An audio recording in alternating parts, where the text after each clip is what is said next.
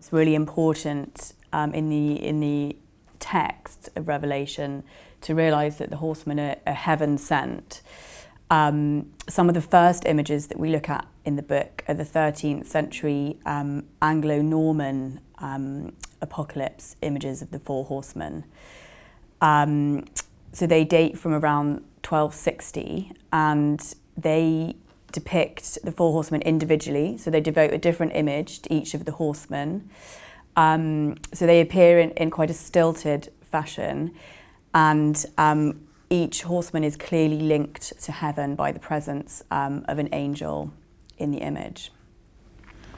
Yes, and going on from them, also in the medieval era, we come to this fantastic tapestry in Angers in France.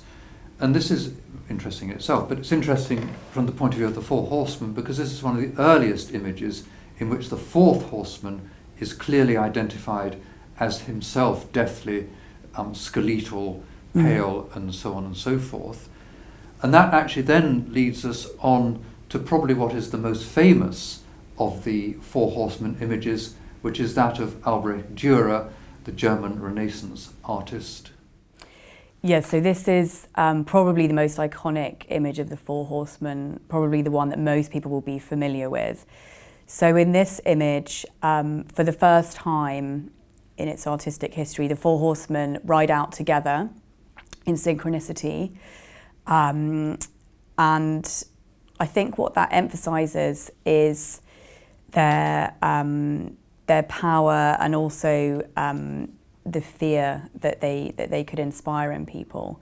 It's also the first time that we see the human victims of the Four Horsemen.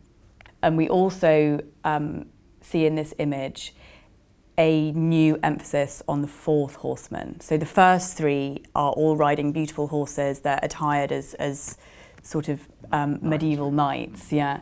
Whereas the fourth horseman is a skeletal, quite frightening figure, naked to the waist, holding a pitchfork, and he's riding a very scrawny, sort of ill-looking horse. Nag. Yeah, nag. Yes, I mean, it's a fantastic image with fantastic power and movement in it, work of a great artist. But the fourth horseman becomes more prominent as we move on from the 16th century.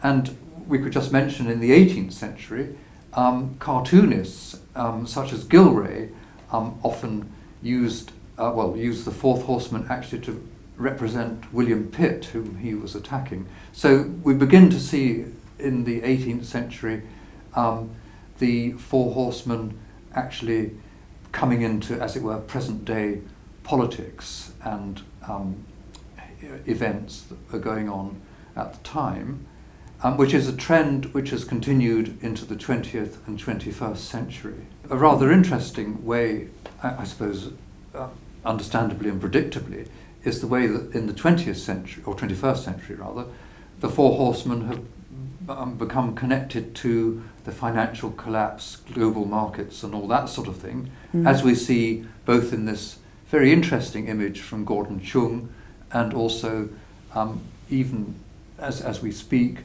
from the representation of the gift horse in Trafalgar Square. Yes, the Hans Hacker, which hasn't always been connected by commentators with the apocalypse, but certainly when we saw this skeletal horse in Trafalgar Square, both of us immediately said, Fourth Horseman, is death. Yes. Yeah, and particularly that association, because the horse wears a bow around its neck with the ticker tape of the London Stock Exchange. Yes. And that's certainly something we see in Gordon Chung's work. So he's created his image of the Four Horsemen using paint, but also using collage from pages from the Financial Times.